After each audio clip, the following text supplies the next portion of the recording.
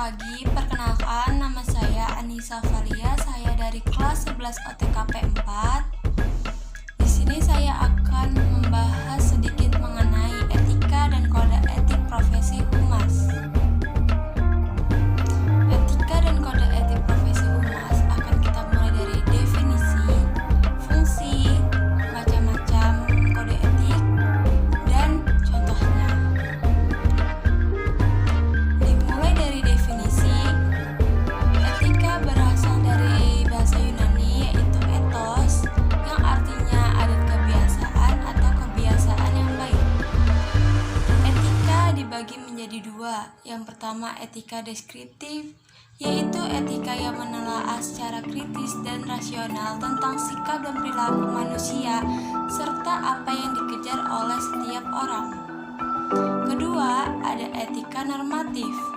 Etika yang menetapkan berbagai sikap dan pola perilaku yang ideal yang seharusnya dimiliki oleh setiap manusia. Selanjutnya, pengertian profesi, pekerjaan yang melaksanakan tugasnya memerlukan atau menuntut keahlian menggunakan teknik ilmiah secara dedikasi yang tinggi.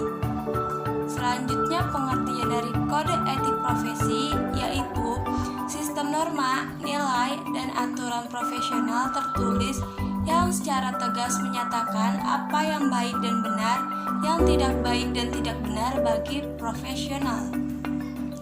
Selanjutnya, fungsi dari kode etik yaitu 1. Memberikan pedoman bagi setiap anggota profesi tentang prinsip profesionalitas yang digariskan. Kedua, merupakan sarana kontrol sosial bagi masyarakat atas profesi yang bersangkutan. Ketiga, mencegah campur tangan pihak luar organisasi profesi tentang hubungan dalam keanggotaan profesi. Selanjutnya, macam-macam kode etik. Yang pertama, ada kode of conduct, yang artinya etika perilaku sehari-hari terhadap integritas pribadi, klien dan majikan, media dan umum, serta perilaku terhadap rekan seprofesi. Kedua, kode of profession, yang artinya etika dalam melaksanakan tugas atau profesi humas. Ketiga, kode of publication, artinya etika dalam kegiatan proses dan teknis publik. Keempat, kode of enterprise, yang artinya menyangkut aspek peraturan pemerintah seperti perizinan dan usaha, hak cipta, merek, dan lain-lain. Pentingnya kode etik humas. Kode etik adalah standar moral yang dipegang teguh yang penerapannya dapat dilakukan dengan 1. Keseriusan organisasi perusahaan dalam setiap program yang dijalankan. Kedua, kesadaran penuh praktisi humas untuk menjalankan program sesuai kode etik yang berlaku. Ketiga, kebiasaan diri dalam untuk taat peraturan, hati dan moral yang dilakukan dalam setiap tugas dan tanggung jawab.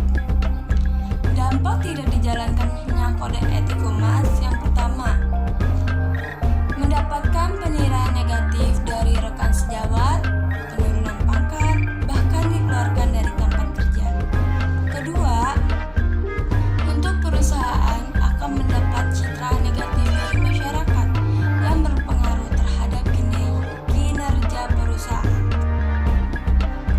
Dan selanjutnya, contoh kode etik humas yang versi Asosiasi Perusahaan Public Relation Indonesia.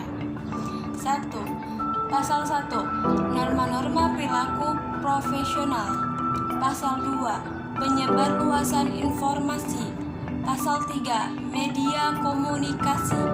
Pasal 4. Kepentingan yang tersembunyi. Pasal 5. Informasi rahasia. Pasal 6. Pertentangan kepentingan. Pasal 7. Sumber-sumber pembayaran. Pasal 8. Memberitahukan kepentingan keuangan. Pasal 9. pembayaran berdasarkan hasil kerja. Pasal 10. Menumpang tindih pekerjaan anggota lain. Pasal 11.